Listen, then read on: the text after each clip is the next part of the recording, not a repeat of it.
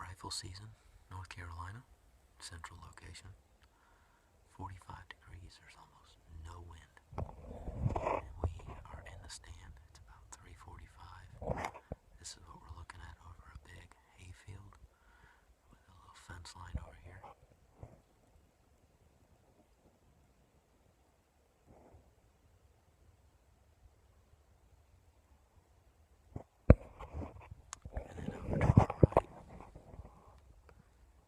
Big drain field with white oaks.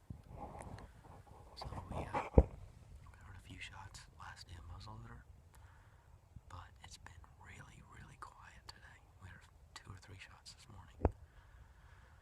So we're gonna see what goes on here, but usually opening day's pretty good. It usually all happens late. So right before 4:45